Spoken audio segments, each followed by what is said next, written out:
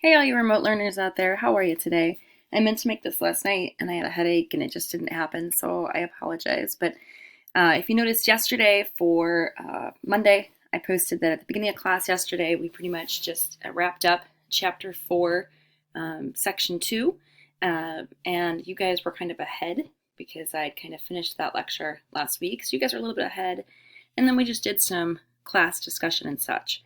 So this lecture, for the most part, it's going to be focusing on the family, which is really chapter 11, and a little bit of chapter 4, section 3. So we'll kind of wrap up chapter 4, section 2, go into chapter 4, section 3, and throw in some stuff of chapter 11.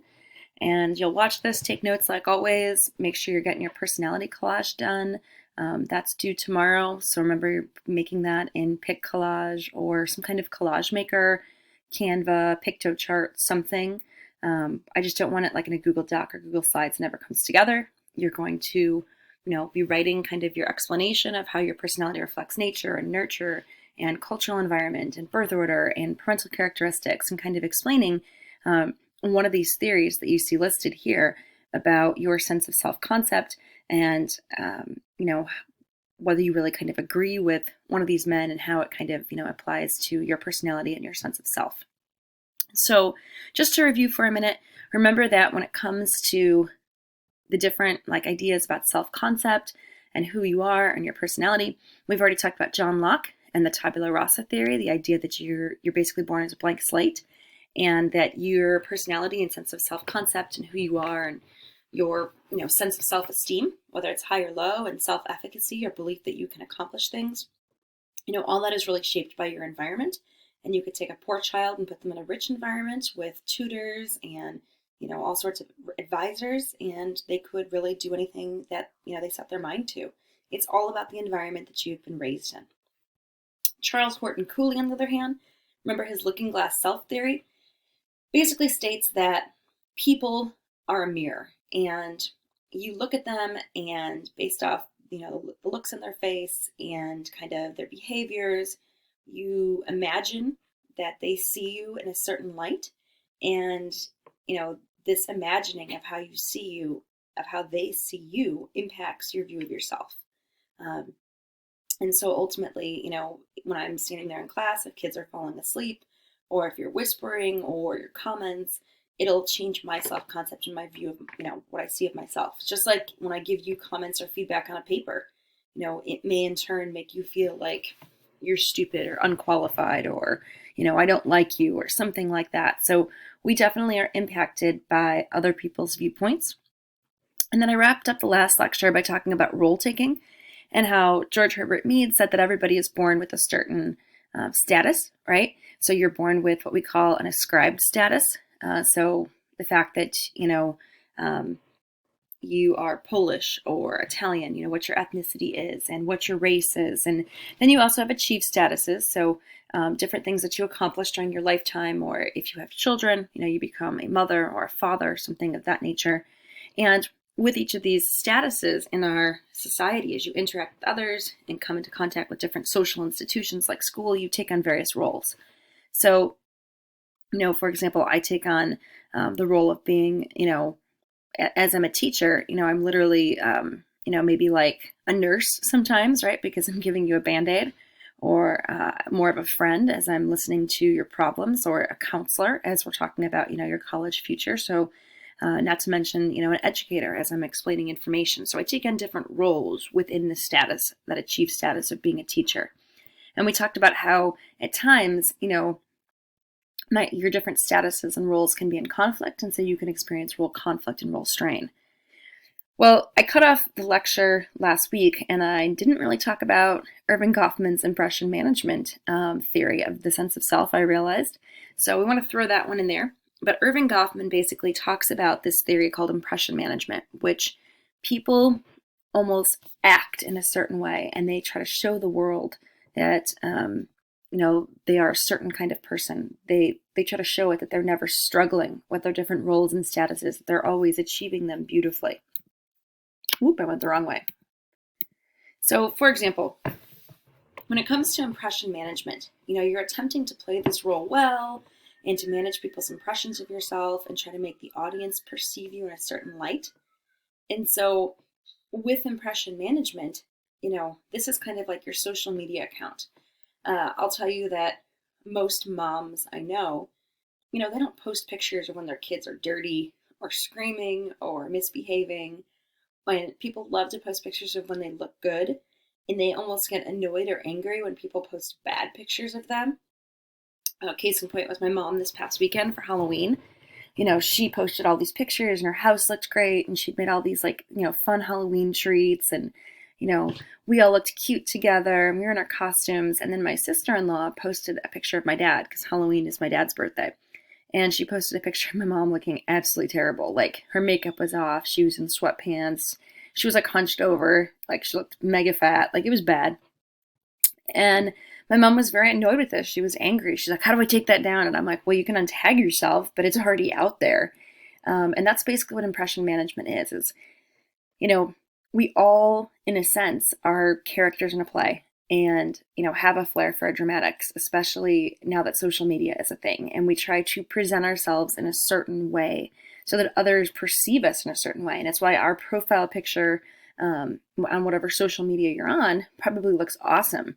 And the other pictures of you on a regular life basis might not look like that. They might not be as great pictures, and you may perhaps get angry when people show the real side of yourself. This is basically like a celebrity thing. Celebrities do this for real. Social influencers do this. They're always trying to show themselves looking awesome, doing great things, doing charity work. They never really keep it real. It was kind of refreshing during the pandemic to see some celebrities keeping it real in sweatpants, the fact that they put on 10 pounds and eating a bunch of snacks. But for the most part, people are very worried about how others will judge them and how people will see them.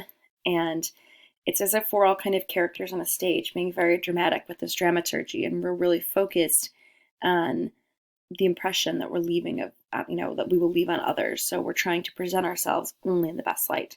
So you're going to be talking about one of those 4 theories as you make your personality collage this week. So we're going to be moving here into the next section, which is chapter 4, section 3. And we're going to be pulling in some information from other chapters. So when it comes to chapter 4, section 3, the real focus is on how your personality has been shaped over time by these 4 major agents of socialization.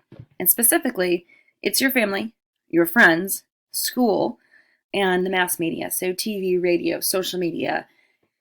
It's all helped influence who you are in terms of your sense of self and your personality, and it's taught you the socialization process, how to participate in in a group, what our social norms are, what our American beliefs are, and values. And so these are really the things that have helped make you who you are. We're going to be focusing here, for the most part, on family because it's considered the most important agent of socialization, whether you like your family or not. It's who raised you, it's who taught you values, it's who taught you norms. They've had a huge impact on your development. And then we'll also spend some time talking about your peer group because they're the ones especially who have challenged you, who have taught you to think outside the box, perhaps to go against the grain, to experience new ideas. And we'll talk just a little bit about the school and mass media influence as well. So we're actually switching gears and we're going to be talking about stuff from chapter 11 because that's really the focus of the family and sociology. So these next couple of notes are all going to be coming from chapter 11. If you want to read these other chapters, you can, but our real focus is just for you to be reading chapter 4. So we're going to be moving into chapter 11, focusing on the family here for the rest of this week, really. And we're talking about family and different family types of structures, how families have changed over time, the norms that families have taught you, their impact of gender bias. So that kind of stuff as it impacts you, because whether you like your parents or not, they really have shaped who you are and your development over time. And then next week, we'll kind of move back into chapter 4, section 3, and we'll wrap it up by talking about the impact of peers, social media, school. And then we'll kind of finally be at the end of this chapter. And I think your test is like November 15th or something. So let's get into really kind of some of the information about chapter 11, the family. And like I said, you don't have to read the chapter, but if you want more information, feel free. So I want you just to think about for a minute, how would you define family? What does it mean to you? Obviously, you know what a family is, But I mean, think about it. Like, how would you actually define it? I'll tell you that in class on Monday, some kids defined it as like the group of people that you're related to, the group of people that you love that you'll live with. So there were some different definitions out there. And so what we're going to talk about is that according to sociologists, there's a definite kind of definition of what a family is. And we're going to talk about how families have changed over time and kind of the role of a family in society and how it's impacted who you are today. So some cute pictures of different families there. So we're going to have a lot of little kid art in here. And as I said, the definition of family is going to really change, across time and place. So if I was teaching sociology in the 1950s, and I would be talking about the importance of family to your developmental process, and whether I was teaching sociology or psychology, it would be all about the nuclear family. The idea that you had a husband and a wife, and this, the typical American dream was to have the white picket fence in the house in the suburbs, with 2.5 kids. And obviously you don't really have 2.5 kids, not to cut the kid in half. It sounds so morbid and creepy. But some Americans had 2 kids, some Americans had 3 kids. But that was basically, the goal. And things have changed obviously dramatically since that point, as you guys know, because you're living in it. And I'm living through it. So families are incredibly different today. And so the definition really does vary. One of the definitions, though, that sociologists like is 2 or more people who consider themselves related by blood, marriage, or adoption. And so the key thing here is you've got 2 people, okay? So obviously we're not talking about just the man and the woman. We're talking about obviously 2 men or 2 women who consider themselves related and to be a family at this point. We're not talking about any kind of necessarily legal union, but it could be that they are legally married in some type of civil union or not, but they consider themselves to be related. They could be related by blood, but they don't have to be. They could be adopted. They don't have to be. Marriage could have been part of the deal, but this also kind of is a very general definition so that it can encompass cohabitation, people who are living together. Most states, though, have some kind of common law marriage rule where once you've lived together for 7 years, they consider you to be married in a civil union at least at that point on. And whether we're talking about blended families, so in terms of divorce and remarriage and stepkids, all of that kind of is part of this new modern family type of definition.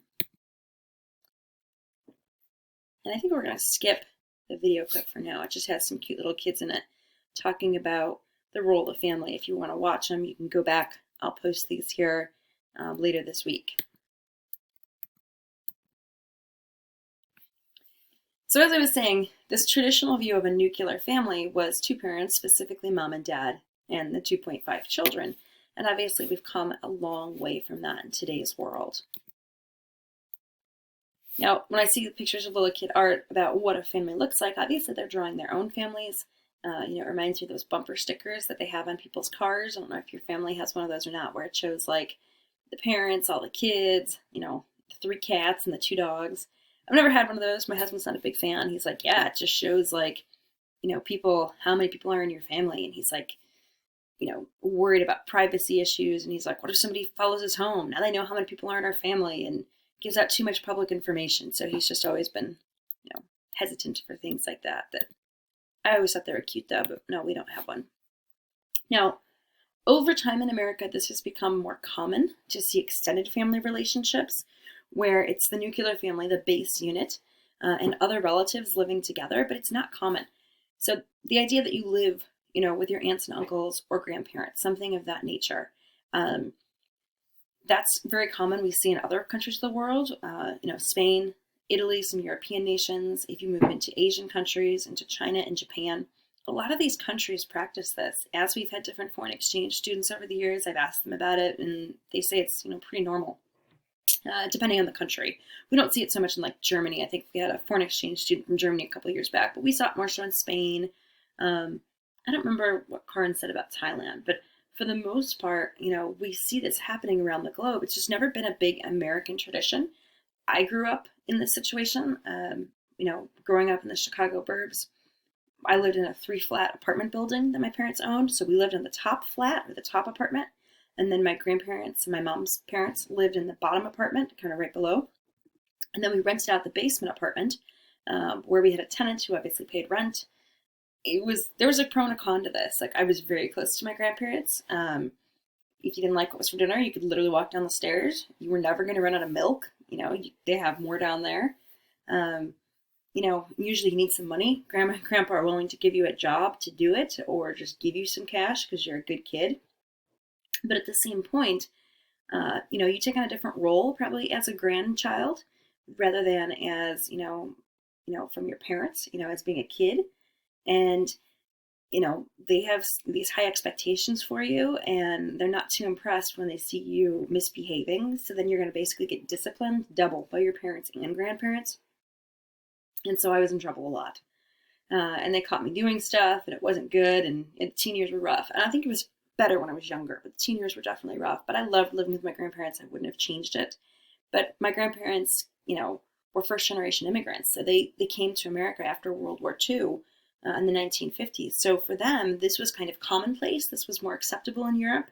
And basically the mentality was my parents never wanted my mom never wanted my grandparents to go live in like a nursing home. So if you don't do that, you have to give them some kind of private home health care or take care of them, till the end.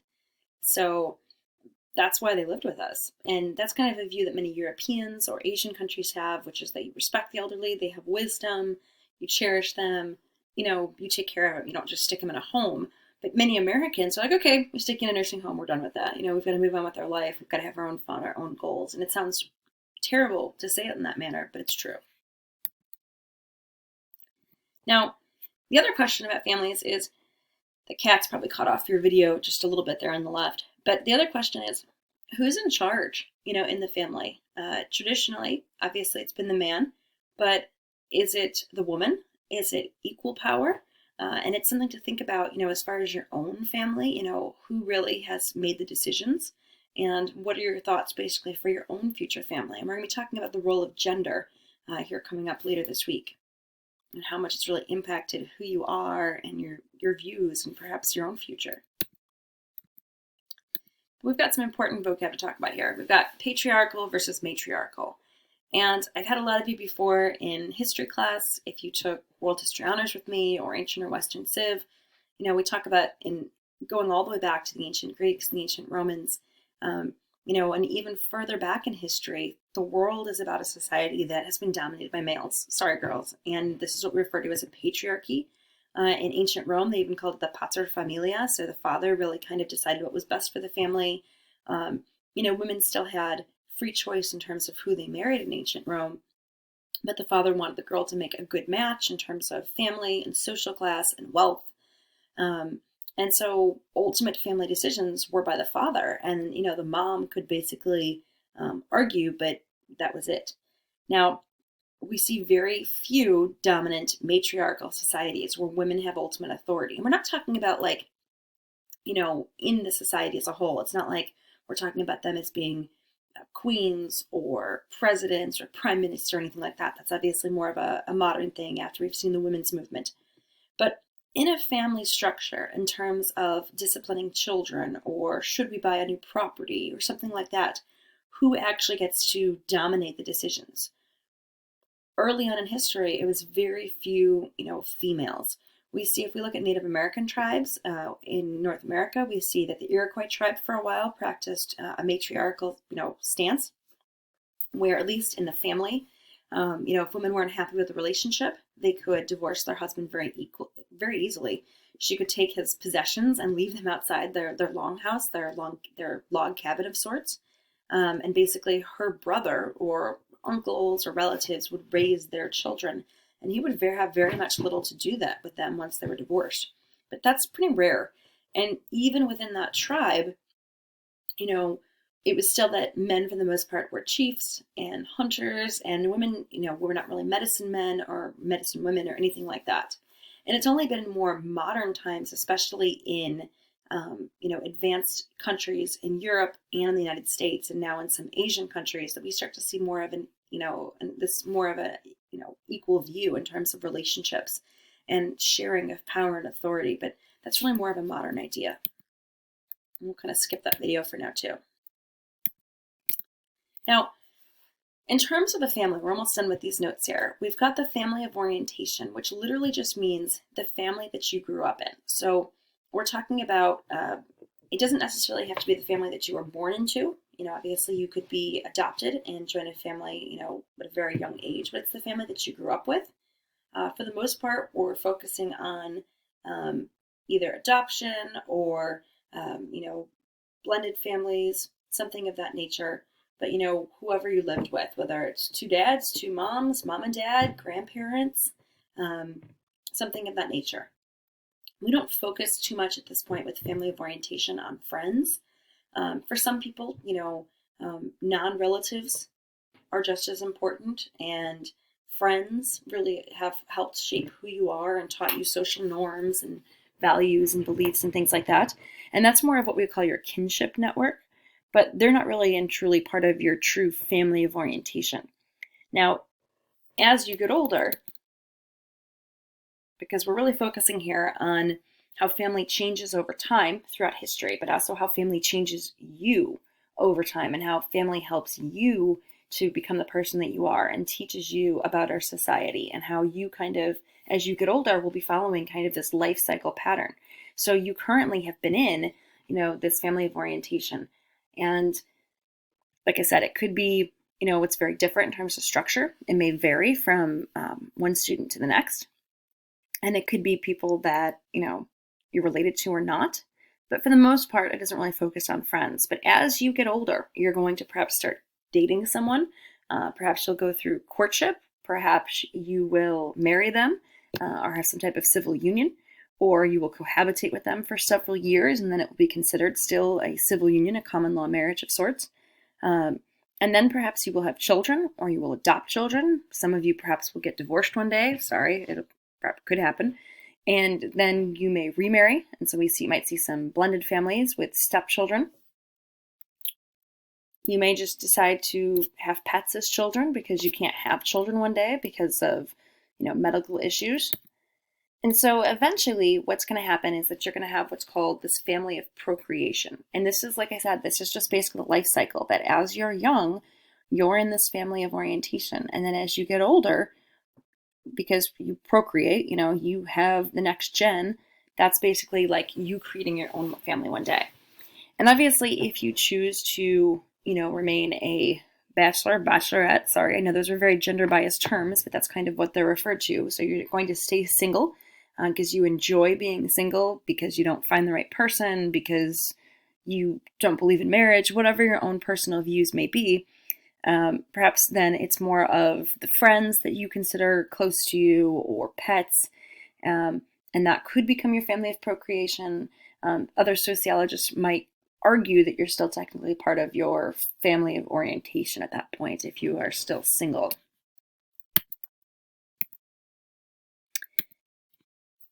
Now, as you do decide to perhaps date someone one day, which is courtship, and marry them or live with them, cohabitate, or obviously you have children with them, but you choose not to marry them.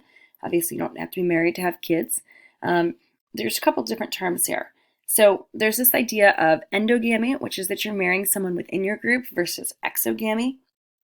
If you're marrying someone within your group, we're talking about someone who usually is similar to you. So, for example, race has always played a huge factor in America. It's only been, since the 1960s. So we're really just talking about in the past, 50, 60 years that we're starting to see racial tensions decrease. But if 2020 has taught us anything, racial tensions are still very, prevalent in America today. And so this idea of endogamy is that you're marrying someone who's basically the same race as you, or the same wealth as you, perhaps even the same religion as you, whatever factors, are important to you. Exogamy would be the idea that then you're marrying someone outside of your group. So obviously, many southern states for years had laws which stated that, you could not marry someone who was a different race than your own. Even though there's no laws per se, because there's religious freedom in America saying that you can, that you can't marry someone outside of your religion. Some religions have always felt strongly that you need to marry someone who is of the same faith as you. So that would be exogamy if you married someone who was out it.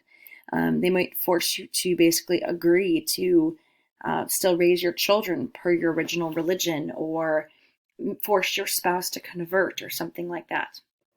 There's also this idea of hypergamy versus hypogamy. Hypergamy is the idea that basically you've married someone maybe because they were, very attractive, but also because they had money. And that's going to improve your social status, compared to hypogamy, which is you married someone who didn't have as much money as you. They were below your social status, but you love them. And so obviously that's why you're marrying them. But perhaps that will bring you down in terms of social status, wealth, class, etc. All right, and I think we're going to stop right there. I don't think that's where we got in Monday's class. So have a great day, guys. And I'm going to make your other video that you'll watch later this week to complete your Exeter Club.